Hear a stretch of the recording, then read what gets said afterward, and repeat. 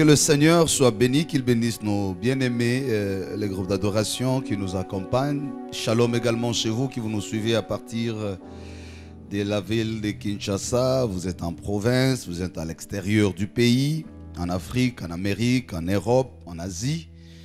Que le Seigneur vous bénisse. Particulièrement, nous bénissons notre sœur qui nous suit à partir de la Grèce, qui est très très ponctuelle, toujours là. Que le Seigneur soit béni. Nous sommes dans la joie, bien-aimés. Cette affection nous manque tellement après près de 3 mois sans nos cultes ensemble. Il faut avouer que cette communion fraternelle nous manque autant. Nous prions et je pense que les autorités sont en train de prendre les dernières mesures pour essayer d'autoriser la reprise officielle des cultes. Et ça fera vraiment notre bonheur. Mais en même temps, ce temps nous a permis de communiquer avec vous à distance, d'expérimenter une nouvelle façon de rendre culte à Dieu en famille. Vous nous suivez, que le Seigneur soit béni. Ce mois-ci est celui de la bonne nouvelle, je l'ai dit le dimanche passé. C'est le mois d'évangélisation, le mois de la proclamation de la bonne nouvelle. Et donc, je vous propose la lecture dans le texte de 2 Rois, le chapitre 7. Le thème sous lequel nous allons exploiter ce message, ces formules comme suit.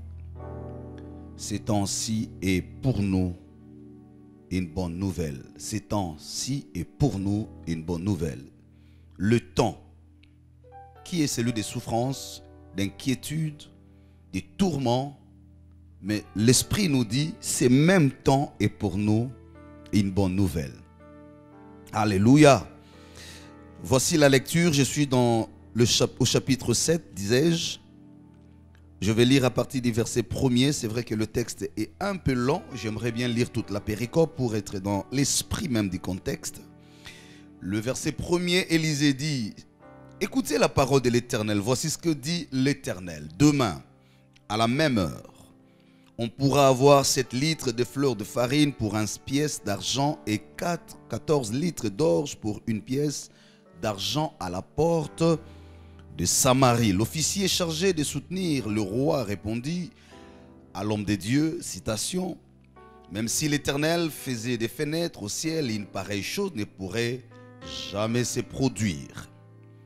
Voici ce que réplique Élisée après la fin de la citation. Tu lèveras de tes yeux, mais tu n'en mangeras pas. Fin de citation. Le verset 3. Il y avait à l'entrée de la ville 4 lépreux qui se dirent l'un à l'autre, je cite leurs propos, pourquoi rester ici à notre mort? Si nous envisageons entrer dans la ville, nous mourrons, car la famine y règne. Mais si nous restons ici, également, nous mourrons. Allons nous livrer dans le camp des Syriens, s'ils nous laissent la vie sauve, nous vivrons. Et s'ils décident de nous tuer, alors nous mourrons également. Fin de citation. Ils partirent donc au crépuscule pour se rendre au camp des Syriens. Lorsqu'ils arrivèrent à l'entrée du camp, il n'y avait personne. En effet, le Seigneur, donc leur Dieu, il avait fait entendre un grand bruit. Les bruits de chars et de chevaux, le bruit d'une grande armée. Et ils s'étaient dit l'un à l'autre, citation, le roi d'Israël a enrôlé contre nous le roi des Hittites et ceux des Égyptiens pour venir nous attaquer. Fin de citation. Ils étaient levés et avaient pris la fuite au crépuscule en abandonnant, disais-je, les tentes, leurs chevaux et leurs ânes. Le camp était resté tel quel. Ils étaient enfouis pour sauver leur vie. Arrivés à l'entrée du camp, ça j'aime, les lépreux pénétrèrent dans une tente, mangèrent et burent. Ils emportèrent aussi de l'argent, de l'or et des habits, ce qu'ils n'avaient pas avant. Ils revinrent, pénétrèrent dans une autre tente et emportèrent des objets qu'ils cachèrent de nouveau. Puis, ils se dirent l'un à l'autre, nous n'agissons pas bien. Cette journée est une journée de bonnes nouvelles. Si nous gardons le silence et que nous attendions jusqu'à la lumière du matin, nous en serons punis. Alors, venez maintenant, allons faire un rapport au palais royal. Ils partirent, appelèrent un roi, un homme qui gardait la porte de la ville et annoncèrent: nous sommes entrés dans le camp des Syriens, il n'y a personne. On n'y entend aucune voix d'homme, il n'y a que des chevaux et des ânes attachés, et les tentes sont restées telles quelles. Le garde appela les autres gardes et ils transmirent ces rapports à l'intérieur du palais royal. Parole du Seigneur. Nous rendons grâce à Dieu. Merci encore une fois de nous suivre à partir de chez vous. Nous serons toujours dans la joie de vous servir. Chaque dimanche, nous sommes là au même endroit, la même chaîne, la même équipe, la même grâce, le même Dieu et des objectifs ainsi que des résultats différents. Chaque jour qui passe, Dieu nous fait beaucoup de bien. Il nous visite à sa manière et déjà pour ces mois de juillet que nous avons commencé, le Seigneur est en train de nous faire beaucoup de bien et je l'espère. Je prie également que cela soit le cas pour vous qui nous suivez. Je ne sais pas, tu es dans quelle situation, vous êtes dans quelle situation particulière pour ce mois de juillet, le 7e de l'année que nous nous déclarons le mois de la totalité, le mois de la visitation. Ce mois-ci, ce temps-ci est pour nous la bonne nouvelle. Tel est le thème tel que nous l'avons formulé. Pourquoi? Simplement parce que ce que nous voyons en ces temps inquiète presque tout le monde. Des temps difficiles, caractérisés par la pandémie comme nous le savons. Au-delà des aspects sanitaires de cette situation, aujourd'hui nous parlons des aspects socio-économiques. Une crise qui déjà est en train de sévir, mais alors elle est en train de s'amplifier parce que selon les indications, selon les rapports, les recherches présentées, nous sommes en train d'aller vers une véritable crise. Et donc il faut beaucoup d'intelligence, beaucoup de mécanismes, peut-être une résilience sociale efficace pour essayer de relever les défis. Mais ça ne sera pas le cas pour tous les États du monde. Certains vont tenir, d'autres vont se relever, mais d'autres resteront peut-être paralysés pendant un temps. D'autres pendant plusieurs temps et d'autres peut-être difficilement ils s'en sortiront. Mais de toutes les façons, nous qui croyons, nous qui avons le regard tourné vers Dieu, avons une autre espérance. C'est pourquoi ce matin, le Seigneur nous envoie ces messages, où que vous soyez ici au Congo, en dehors du pays, je ne sais pas vous êtes dans quelle situation. Au-delà de cette pandémie, il y a d'autres problèmes peut-être que nous sommes en train de rencontrer. Les cas échéants de notre pays, la RDC, confrontée par des crises sociopolitiques, des crises institutionnelles et beaucoup de crises, au point que les uns les autres se posent la question: allons-nous vivre après ces temps? Qu'est-ce qui adviendra?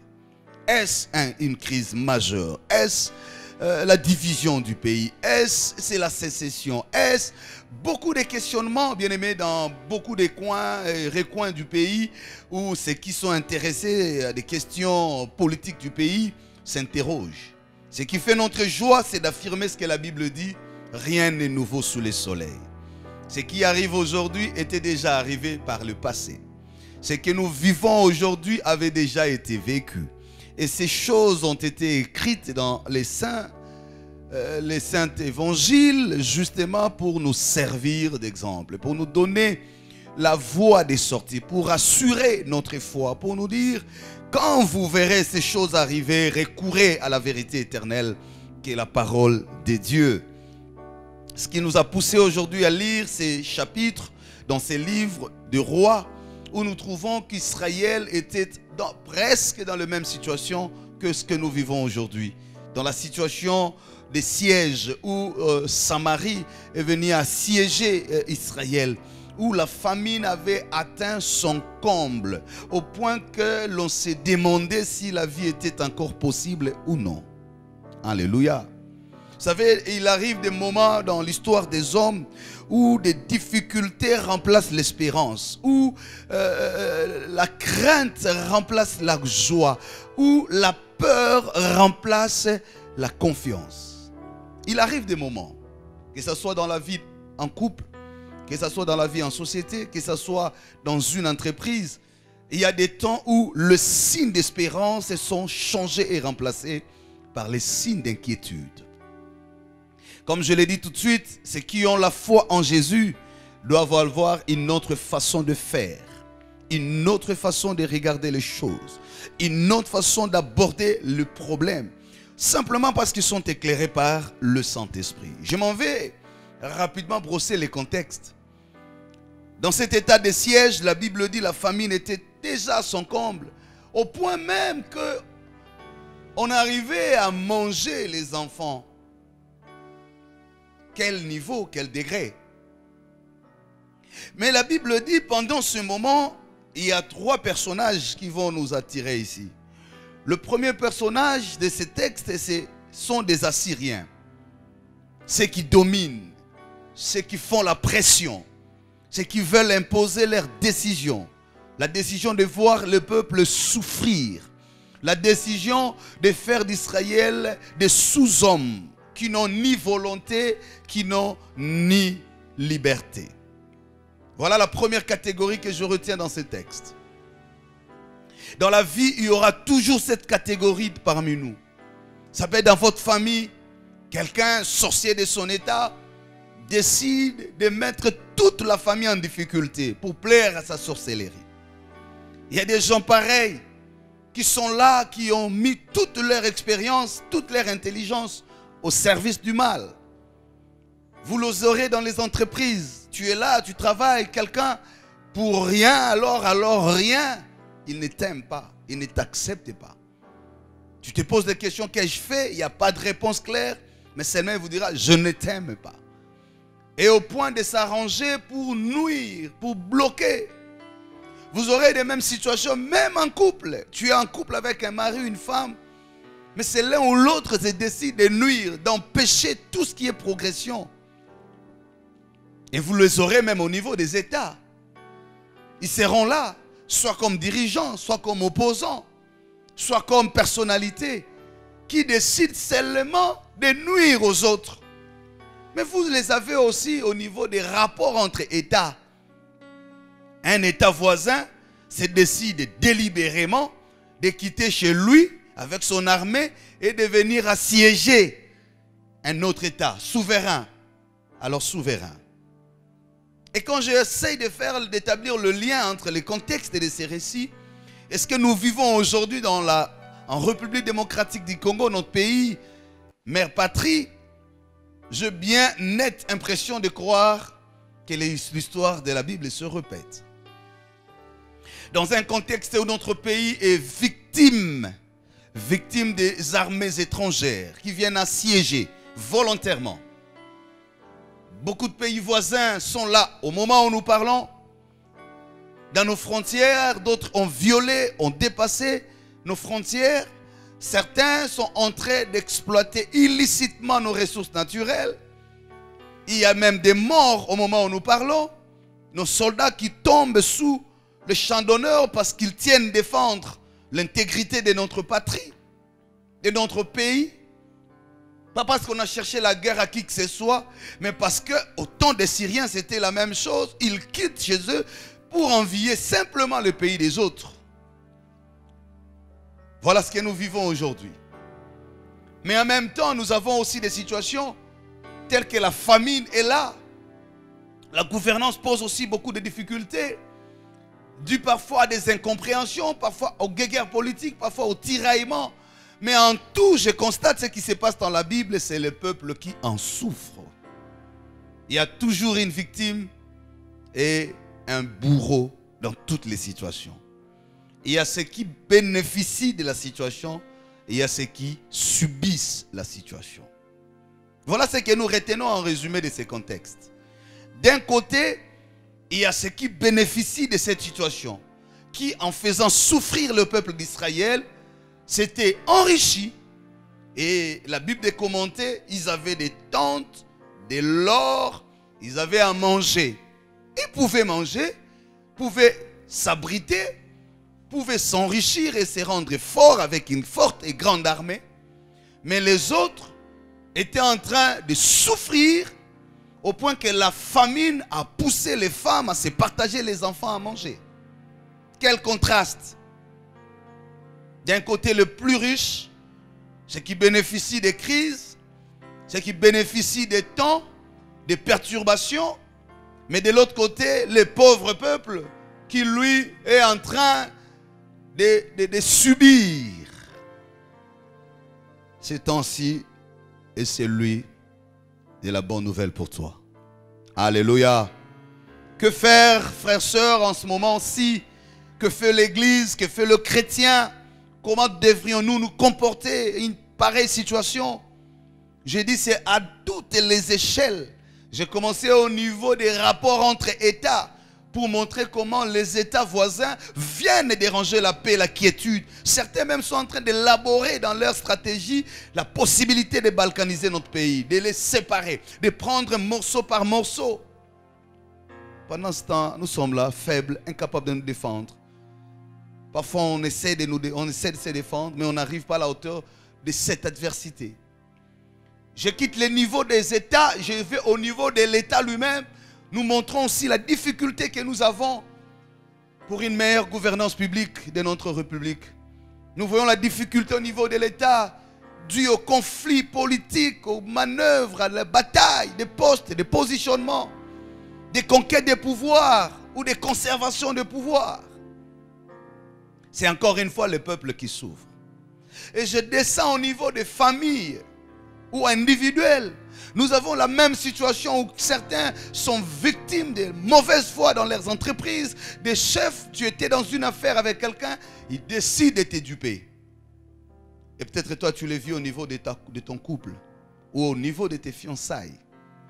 Chacun de nous, j'aimerais tirer cette conclusion, soit est au niveau des bénéficiaires, soit est au niveau des sacrifiés. Je m'adresse à ceux qui sont à la position des sacrifiés, les victimes.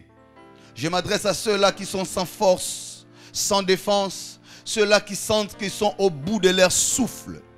Peut-être que toi tu es victime de cette même maladie. Peut-être que tu es au-delà ou en dehors de cette maladie des coronavirus. Toi tu as d'autres maladies. Aujourd'hui personne, il te manque simplement un montant, 5 000 $ pour aller te faire soigner. Mais tu n'en as pas. Et tu sens que tu es en train d'aller vers la fin. Peut-être que toi, on te dit pour ton problème, il faut seulement faire ceci ou cela. Mais tu n'as pas ces moyens. Je viens ce matin m'adresser au nom du Seigneur à celles et ceux qui sont dans cette situation. Situation de désarmement, d'incapacité, insuffisance de se défendre. Tu ne sais pas payer ton loyer depuis 3 mois. Puisque ton travail ne tourne plus du fait des confinements, du fait de l'état d'urgence. Ce n'est pas parce que l'état d'urgence est contre toi, mais c'est la réalité pour sauver le plus grand intérêt. Mais la conséquence c'est qu'aujourd'hui, tes affaires sont en train de sombrer. Même pendant que tu m'écoutes, tu sais que demain ça sera terrible parce qu'on viendra te faire pression sur la question. Que faire, bien-aimé, en des moments difficiles comme celui-ci, ces temps qui commence à être comme un temps maudit. Les uns les autres commencent à les maudire. Pire encore, tu ne sais même pas fuir. Où tu vas te réfugier? La même situation est partout. Que faire? Le salut ne vient ni de l'Orient ni de l'Occident. De tels moments confirment la vérité de la Bible. Le salut vient de l'Éternel des armées. Que faire, bien-aimé? 3 choses. Je vais aller rapidement. 3 choses. La première, à des temps comme celui-ci, si tu veux que la bonne nouvelle te soit accordée, 1. Donner à la parole de Dieu sa place. Donner à la parole de Dieu sa place. La parole de Dieu, selon Jean chapitre 1er, le verset 1er, le prologue dit: au commencement était la parole était avec Dieu, elle était Dieu. La parole dont nous parlons ici, dont nous annonçons, c'est celle qui donne la vie et qui est vie, et c'est celle qui est Dieu. Cette parole, quand elle crée, Jean de commenter, tout ce qui a été créé grâce à elle, et rien de ce qui existe ne l'a été sans elle. C'est cette parole qui est à l'origine de tout. Le début de tout. Quand rien n'était, elle était. Sans elle, rien n'était. Avec elle, rien n'était. Mais grâce à elle, tout est. Donc, c'est grâce à la parole que tout existe. Même quand rien n'existait, la parole était. C'est par la présence de l'existence de la parole que tout a commencé aussi à exister. Et rien de ce qui existe n'a existé sans la parole. Donc la parole est la source de tout, la création de tout. Et tout ce qui existe n'existe que par la légitimité de la parole. Alléluia. Est-ce que quelqu'un comprend ce syllogisme de la parole? Au commencement, au début absolu, avant que ton père n'existe, avant que tes ancêtres n'existent, Dieu, parole existait. Avant que le président soit en fonction, avant que l'ancien président ne soit en fonction, avant que l'arrière soit en fonction, Dieu existait. Après, Dieu existera. Avant que les organisations ne s'organisent, Dieu existait. Et donc, il est le commencement absolu. Avant que le Congo n'ait ses frontières, ses limites, avant 1885, alors Dieu existait. Il savait. Alléluia. Avant que tu ne rencontres cet homme, cette femme pour le mariage, avant même toi qui n'es pas encore marié, avant que tu les rencontres, Dieu est. Quand il est, il fait que tout ce qui doit être le soit. Rien n'est sans que lui ne soit. C'est le fait qu'il soit que tout est. Quelqu'un comprend quelque chose? Et donc dans la vie, peu importe les situations, je rappelle à quelqu'un, la bonne nouvelle, c'est l'élévation de la parole de Dieu. C'est la proclamation de la parole de Dieu. C'est donner à la parole sa place dans les temps et dans les situations. Quand tout s'écroule, il y a quelque chose qui ne s'écroule pas, c'est la parole. La Bible dit tout passera. Cieux et terre passeront, mais la parole de Dieu subsistera toujours. Pourquoi? Parce qu'elle n'est pas soutenue par l'existence. Elle est plutôt la source de l'existence. Même quand les cieux qui existent tomberont, la parole ne tombera pas. Elle est plutôt le soutien de l'existence. Parce que Dieu a élevé le ciel, le firmament, sans y mettre des colonnes, parce que c'est la parole qui soutient. L'existence ne soutient pas la parole, mais c'est la parole qui soutient l'existence. Ce n'est pas parce qu'il y a une grande armée que la parole devient vérité. Ce n'est pas parce que ton oncle t'a promis les voyages que la parole devient fidèle. Non, non, non, non. Ce n'est pas parce que ton frère venait d'être nommé à un titre que ce que Dieu a dit hier devient réalité. Non. Dieu parle avant même que les événements ne se forment. Il n'attend pas que les éléments soient réunis pour s'assurer de la fidélité de sa parole. Dieu parle dans le vide de l'histoire et sa parole donne le contenu à l'histoire. Ce n'est pas l'histoire qui explique la parole, mais c'est la parole qui fait l'histoire. C'est pourquoi j'ai dit, ce n'est pas l'existence qui soutient la parole, mais c'est la parole qui soutient l'existence. Alléluia. C'est pourquoi il n'a pas peur de dire à une femme de 90 ans, l'année prochaine, à la même époque, tu auras un fils. Il n'a pas besoin de faire la consultation sur l'état de sa matrice ou sur l'état de ses trompes. Non, la parole ne discute pas avec les événements pour assurer sa fidélité. La parole ne s'accommode pas aux réalités pour être rassurée de ce qu'elle va faire. Même quand tous les éléments ne sont pas réunis, la parole vient avec le complément des éléments. C'est pourquoi il n'a pas peur, ce Dieu-là, d'annoncer, comme je l'ai dit, à un vieillard de 100 ans. Il riait même, disait, ah, cet âge aurais-je encore d'enfants. Parce qu'il voyait ce que la médecine lui a dit et ce que Dieu lui a dit. D'après la science de la médecine, on ne peut pas concevoir après 2 fois de ménopause. Après une ménopause dépassée de 2 fois. Mais quand Dieu vient, il ne regarde pas le retard de la matrice, il regarde la précision de sa fidélité. Quand il dit demain à la même heure vous aurez la farine, il n'a pas besoin de savoir il y a combien, le matelas est combien en banque, il n'a pas besoin de savoir la réserve est de combien, il n'a pas besoin de savoir qui a signé le contrat pour exploiter l'uranium, le coltan, le cuivre, l'or. Il n'a pas besoin de savoir qui est en fonction et qui ne l'est pas. Il n'a pas besoin de savoir qui est dans l'opposition, qui est au pouvoir. Quand la parole sort, elle réunit les éléments de l'accomplissement. Oh là là. Alléluia. Donne la place à la parole, toi qui l'as. Écoute, la richesse que tu as, ce n'est pas la maison que tu as construite ou que tu construis. La richesse que tu as, ce n'est pas les diplômes que tu as. La richesse que tu as, ce n'est pas ta beauté. La richesse que tu as, c'est cette parole qui marche avec toi. Josué a dit ceci: toutes les bonnes promesses de Dieu dites sur nous se sont accomplies. Aucune d'elles n'est restée inaccomplie.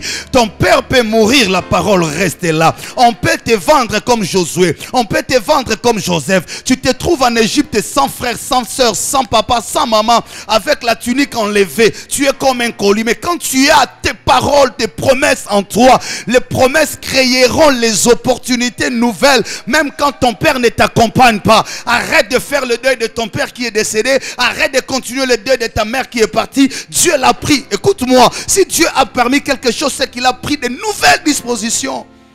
Il y a des choses qu'on peut te prendre et d'autres on ne saura pas. Elles sont liées à ton existence. La parole t'accompagnera. Je vais dire à quelqu'un ce matin, tu es sur le lit des malades. Écoute, même si le médecin n'est pas encore passé, on t'a dit c'est le cancer, on t'a dit c'est la tension, on t'a dit c'est quelle maladie, je ne sais pas. Mais je parle au nom de celui qui a créé les cieux et la terre. En vertu du pouvoir m'est conféré, je viens t'annoncer, tu ne mourras pas, tu vivras. Je n'ai pas besoin de savoir ce que le médecin a dit, combien de temps te reste-t-il. Je n'ai pas besoin de connaître l'efficacité de ton médecin, ni de ton médicament. Mais je sais, ma Bible me dit, c'est par ces meurtrissures que nous avons la guérison. Je connais une clinique qui n'échoue pas, c'est la clinique de Golgotha, qui consulte les malades sans consulter, qui donne des médicaments sans même donner. Même par la robe, et cette clinique peut guérir. J'annonce à quelqu'un, tu ne mourras pas, tu vivras. Même si tu es déjà en coma, que l'esprit parle à ton esprit. La Bible dit, le Saint-Esprit rend témoignage à notre esprit que nous sommes enfants de Dieu. Peu importe ce qui s'est passé, les décisions qui ont été prises, je viens comme prophète de Dieu, je dis la parole. C'est pourquoi Dieu a permis que la famine entre, que la guerre arrive, que les troubles viennent. Parce qu'il sait qu'il y a quelque chose de plus fort que toutes ces choses-là. C'est la parole de Dieu. Elle soutient l'existence. L'existence, elle ne la soutient pas. Elle crée. Et tout ce qui arrive, arrive par son autorisation. Si la mort arrive, c'est que la parole a autorisé. Si la vie arrive, c'est que la parole. Mais pour cette fois-ci, Dieu me dit d'annoncer comme prophète de sa parole, comme porte-parole de son évangile. Je dis à quelqu'un, tu ne mourras pas. Le Congo ne s'écroulera pas. Le Congo ne se divisera pas. Le Congo ne sombrera pas. Au nom puissant de Jésus, qu'il s'élève des armées, qu'il s'élève des complots, qu'il s'élève des humains. Il y a celui qui est au-dessus de tout nom. La Bible déclare, dans le ciel, sur la terre et sous la terre, aucun autre nom nous a été donné. Ce n'est pas en Orient que viendra le salut. Ce n'est ni de l'Occident que nous viendra le secours.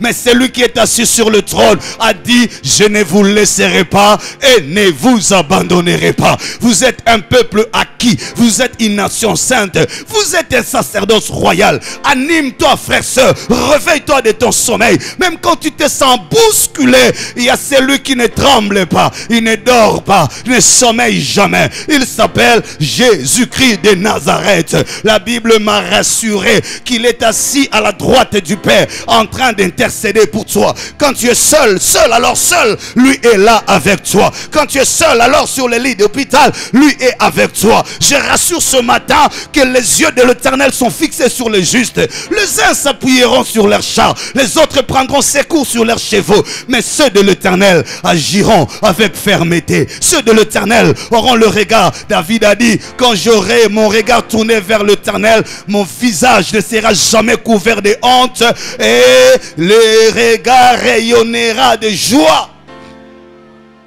Je ne sais pas ce que tu vis, tu endures ce matin. Je te dis de la part du Seigneur, Élisée s'est levé comme prophète de Dieu.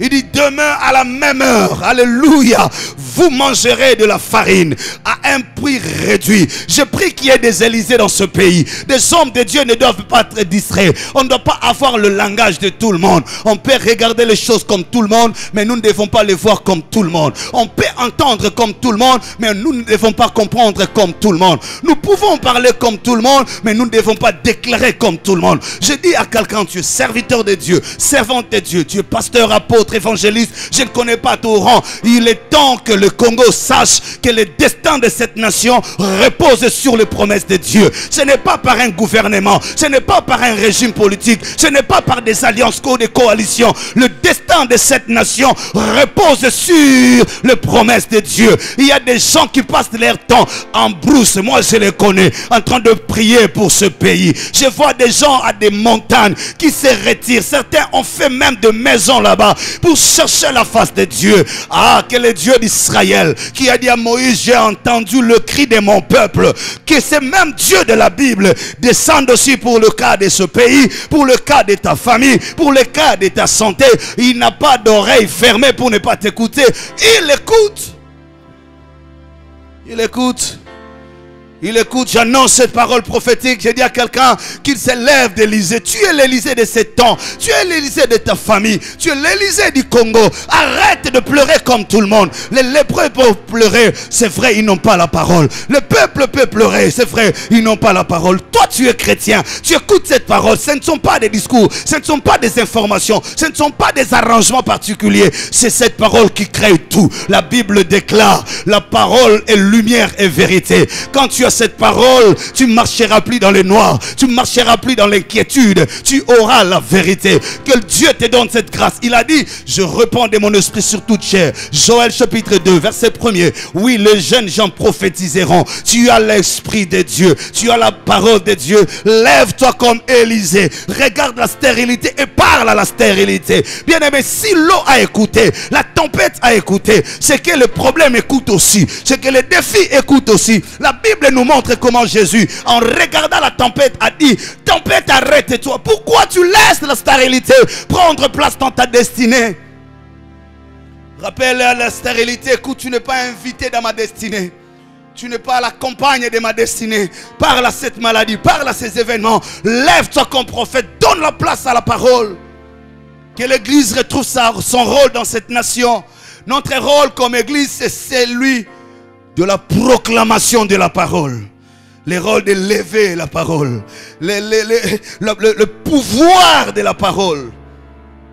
Tu peux être pauvre. Tu peux être moins riche.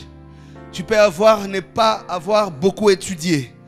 Tu peux être négligé. Tu peux être cadet. Tu peux être le plus petit. Tu peux être femme.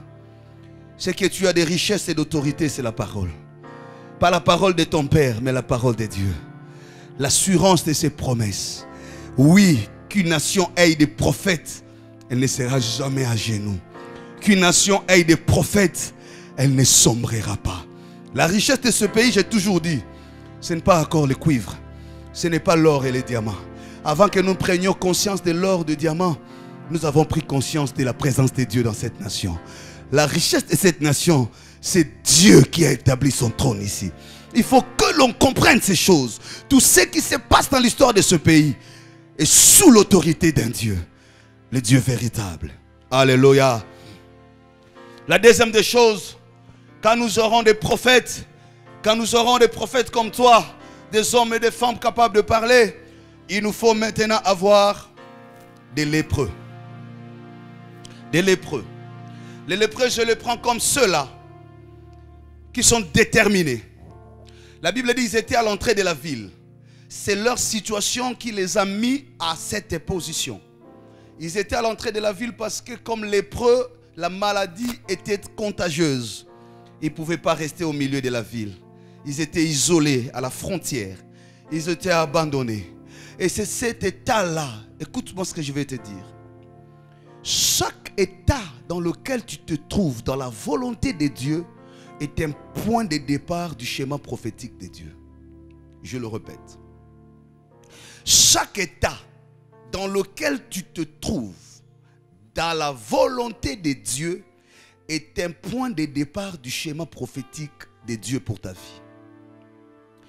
C'est dire, si indépendamment de ta volonté, tu te trouves dans une situation quelconque, ça peut être celle de qui t'émulie, veuve, veuf, orphelin, stérile, célibataire, très prolongé, parce que le célibat n'est pas une maladie, moins encore une malédiction. Mais un état, comme j'insiste, chômage, si ça vient de Dieu, cet état devient le point de départ du schéma prophétique de Dieu. Vous savez pourquoi? Parce que Dieu ne permet rien pour rien.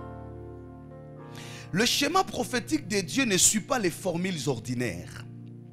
Le schéma prophétique de Dieu emploie des situations imprévues dans les calculs des humains. Tu peux naître d'une mère autre que celle qui est légitime. Lisez bien la Bible. L'histoire de Jephthé. Si Jephthé n'était pas aimé par ses frères, c'est parce qu'il est né d'une autre femme, d'une autre mère. Et ce qui a poussé la haine et la colère de ses frères, il s'est vu retiré dans la ville de Tob. C'est son état qui l'a permis de se retirer de ses frères. Son état de retrait l'a aidé à la maturité, à la prise de conscience et à la formation de son destin. Tout ce que Dieu voulait de Jephthé, c'était de l'isoler de l'amour de ses frères pour le préparer particulièrement. Il y a des fois, c'est Dieu qui permet certaines choses. Simplement parce qu'il veut te sortir des milieux que tu chéris beaucoup. Quand Dieu veut commencer avec toi de nouvelles choses, il commence par te changer de certains milieux. Tu peux être avec un ami que tu aimes beaucoup. Mais quand le schéma prophétique de Dieu veut t'orienter à une direction, Dieu peut t'arracher entre les mains de cette personne. Volontairement ou involontairement. Tu peux en souffrir. Tu peux ne pas comprendre au temps convenable, mais finira venir le temps où tu comprendras. Tu comprendras. Alléluia. Quand Dieu permet quelque chose, mon frère, je dis bien si c'est Dieu, pas si toi-même tu le cherches, c'est que c'est un point de départ du schéma prophétique. C'est le cas avec Joseph. Ce que Dieu voulait de ce jeune homme, ce n'était pas la haine de ses frères. Dieu voulait les préparer et l'amener au lieu de l'accomplissement des rêves, c'était en Égypte. Mais son père l'aimait tellement, Jacob, jusqu'à lui donner la tunique de plusieurs couleurs. Si ça ne dépendait que de Jacob, il n'allait jamais lâcher cet enfant, l'enfant de sa vieillesse. Or, l'affection de Jacob était insuffisante par rapport à l'affection de Dieu. Le projet de Joseph s'est limité à la robe, mais le projet de Dieu s'est limité à des générations. Pour que Jacob exprime son amour à son fils Joseph, il lui a donné la tunique de plusieurs couleurs. Mais pour que Dieu montre son amour pour Joseph, il lui a donné les rêves à multiples interprétations. Ah là là. Est-ce que je peux revenir là? Est-ce que je peux bien revenir là? Je sens que c'est fort. Dis-moi un amen bien, je vais bien revenir sur ces points. Pour que Jacob, le père de Joseph, lui montre l'amour, il lui a donné la tunique de plusieurs couleurs. Mais pour que Dieu montre à Joseph l'amour, il lui a donné le songe à multiples interprétations. C'est-à-dire l'amour et l'affection de Jacob s'est limité à la robe. Une robe qu'on pouvait aussi arracher. Mais l'amour de Dieu n'était pas limité à la robe, mais à l'accomplissement des rêves. C'est comme ça, quand Dieu est avec toi, les intentions de Dieu peuvent être supérieures aux intentions de ton mari ou de ta femme. Même de tes parents, même de ton pays. Et quand Dieu veut prendre Joseph parce qu'il était le produit de la vision de Dieu pour une génération. J'ai dit, pour Jacob, Joseph était le produit de sa vision, la consolation de sa vieillesse. Mais pour Dieu, il était la consolation des générations. Pour Jacob, il prenait Joseph comme un appui de sa vieillesse. Mais pour Dieu, il prenait Joseph comme l'appui aux solutions des générations. Ce que Dieu veut faire avec toi, c'est plus que ce que les hommes te proposent. C'est pourquoi un homme qui connaît son destin ne le compromet pas à de petites choses. Il sait où Dieu l'amène. C'est comme un aigle. Il n'arrête pas sa course dans les escales du parcours. Il sait. Rien n'est comparable à ce qui m'attend. La couronne qui m'attend, incorruptible de son état, est sur la terre et dans les cieux, dans l'éternité. Je dis à quelqu'un, ne compromets pas ta couronne.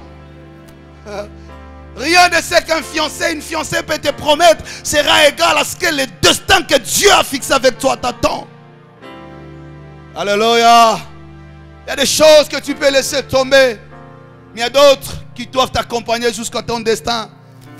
Est-ce que je parle à quelqu'un ce matin? Tu ne sais pas pourquoi Dieu permet cela. Il y a des hommes, peut-être que Dieu a arraché ton père. La mort est arrivée dans la famille. Pleure parce que c'est dur. Mais à un moment, arrête-toi. Dis-toi, pourquoi Dieu a permis cela?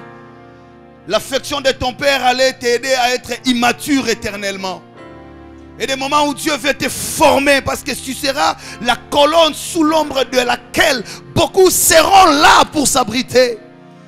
Parfois l'affection de ton père peut devenir le danger de ta destinée. Si Dieu a arraché Joseph, parce que l'affection de Jacob voulait endormir les rêves de l'enfant. Oh my God. Dieu vient voir Jacob. David, l'amour du père de David fait de David un berger de troupeaux. Mais Dieu voyait plutôt en David le roi des hommes. S'il fallait laisser David entre les mains de son père, il mourrait berger de troupeaux. Carrière décidée par la vision de son père. Mais Dieu dit non, non, non, non, non, non, j'ai besoin de l'onction. Je connais la grâce qui est là. Je connais le destin qui est là. Je dois l'arracher entre les mains de son père. Parce que ton père te confiera le troupeau, mais Dieu te confiera le royaume. Voilà la différence. Le Dieu te fera le roi des hommes, mais ton père te fera le roi des animaux. Il n'y a pas match, il n'y a pas match, il n'y a pas match. Pour la profession de son père, il avait les habits avec l'odeur des moutons. Mais pour la profession de Dieu, il y avait le parfum et le balcon royal. Je dis à quelqu'un, c'est que Dieu, c'est que Dieu prépare pour toi, c'est au-delà. La société regardait les lépreux comme des gens dangereux à approcher. On les chassait, ils étaient à l'entrée de la ville. Leur état, peut-être qu'on te chasse. Exploite la haine de tes ennemis pour asseoir ta maturité. Exploite la critique de tes ennemis pour te rendre beaucoup plus prudent dans le parcours. Exploite tes erreurs pour comprendre tes limites et développer tes capacités. Rien est innocent quand tu marches avec Dieu. Il y a des fois lui-même t'expose. Il y a des fois lui-même laisse tes limites pour que tu comprennes tes limites en vue de travailler tes qualités. Rien n'est innocent. Les gens peuvent te critiquer. Les gens peuvent dire, elle était prostituée. D'ailleurs, elle n'a pas étudié. Oui, laisse-les te dire, tu n'as pas étudié. Révolte-toi, commence à étudier. Ne t'arrête pas seulement aux insultes. Quand l'on te dit, non, il n'est pas sérieux, commence à dire, ah, c'est que cette affaire ici peut me tuer. Je me développe maintenant à devenir sérieux parce que mon destin m'exige à être sérieux. Exploite ce qui est négatif, positif et enrichis les énergies de ta destinée. Dieu ne permet rien pour rien. Lépreux pour les hommes, mais des soldats pour Dieu. Ni t'étais leur état de lépreux, ils ne seraient pas à l'entrée de la ville. Ils seraient comme tout le monde dans la ville. Ils mangeraient comme tout le monde. Et conséquence, ils n'auraient jamais eu l'intention d'aller vers la Syrie. Et pourtant la prophétie était en train de chercher les collaborateurs de l'accomplissement. Je répète, la prophétie d'Élisée cherchait les collaborateurs de l'accomplissement. La parole est sortie. Demain, vous mangerez la farine. Mais cette parole s'accomplira comment si elle ne trouve pas de collaborateurs? Mon frère, tu es le collaborateur des intentions de Dieu pour ta famille. C'est pas pour rien que Dieu t'a mis dans cette famille-là. Il y a eu des promesses, mais depuis qu'elles sont sorties, Dieu n'a jamais trouvé de collaborateurs avec qui il peut accomplir. Dieu dit, je rendrai Ista une grande église. C'est une promesse de longtemps. Mais qui sont les collaborateurs qui se diront à cette prophétie, je m'offre Dieu, je vais être l'instrument par lequel cette prophétie s'accomplira. Dieu a dit, je délivrerai les Congo. Mais qui se lève, femmes, hommes, pour dire non, Seigneur, mais voici, je m'offre pour être un instrument de ce salut. Dieu dit, je visiterai ta famille. Mais comment tu t'offres toi comme collaborateur à cette prophétie? Les autres reculent. Tu sais pourquoi ça passe? Parce que l'accomplissement est une sélection. Dieu n'a pas besoin de travailler avec tout le monde pour accomplir certaines choses. Si c'était facile, tout le monde serait là. Or Dieu n'a pas besoin de tout le monde, il a besoin de quelqu'un. La Bible dit, je cherche un homme. Il y a un homme qui a un langage de tala me comment on a batunyo sauté. Yoka me comprendre l'ola batunyo sauté. Est-ce que vous comprenez? Loba me kotato la lola batunyo sauté. Bango ba romona passe ba otato la liwa. Yo romona passe yo otato la miracle. Tu habiso no sur fréquence moroté. Tu sala habiso no sur connexion moroté. Tu as une alliance mokoté. Tu tambula pe na ba promesse mokoté. Tu as un destin mokoté. Tant que on te l'a bien, Lazare a couffé 4 jours à comment pour là. Mais où l'avez-vous mis? Il y a un liwa pongi. Alors Lazare est où? Parce qu'il dort. Voilà un porteur de la parole. Sois ces porteurs-là. Je dis pour finir, que les lépreux soient là. Je suis le lépreux de ma famille. Hein? Dis avec moi, je suis le lépreux de ma famille. Tu connais les lépreux? Ce sont les non comptés, les non alignés. En fait, même quand ton père était en train de rêver dans son enfance, quand il faisait les pronostics sur l'avenir, en tout cas, des fois, il t'oubliait. Parce que tu es de la race des lépreux. Peut-être que tu as grandi trop maladif. Au belaka belaka kaka. Ba eta wana moi non pena kokolaka. Ta musutongo tanga yo zoara ba 51 soko diembeli ngoma kasi 52. Nazo encourager aux point mukete. Balinga ba oso ba 80 moi no ezalaka nini ba lepra famille. Et mo pena ba otabi ah o pena soko ta diplôme de terre to komisa nzambe. Oh my God. Est-ce que les lépreux bazala la tonga alléluia? Oh, so ça la rabine tu vas tala bi ah yekuna wana lelote yana moi muke 17 ans. Tant onction continue ndako. Onction eye na ndako batata na David. Tata na David bi onction. Nzamba luka roi. Première réaction, Eliabe osawap, Eliabe yo pour faire ngate Eliabe. Il dit monsieur papa ngaye. Yaka wabite ke onction yao. Tradition lo ba mona liboso mta. Azalaka na héritage et yo pembi mbinga c'est que ça kaka yo et Samuel prophète na na candidat onction ye wana tanga so pousse na nzamba bi kotala misute kotala nzoto te kotala mulaite kotala mbula te na kotala mtema nzamba lobi longola ye yete ah boso ko se liab te ko sanani chama mimi no bano pena bosa bo sanga rendez-vous avec chama pour mon ami balé ce que raté à liboso c'est que aux amis balé nzamba tlabi yekututi ah Abinadab bien aimé makamanza meza goût bango tout balaki na calcul à papa na bango baleka liboso onction telemela bango te calcul à papa comme une souka prophète amano rappeler bango bana nyonyo soka bango il faut papa no kalisa lobi ah na kana moko be wana tia petit wana ba ah tia il y a un total, on ne sait jamais. Mais j'aime la Bible. Il est écrit quand seulement il entrait dans la présence de Samuel. Le Dieu de vérité dira à Samuel, c'est lui.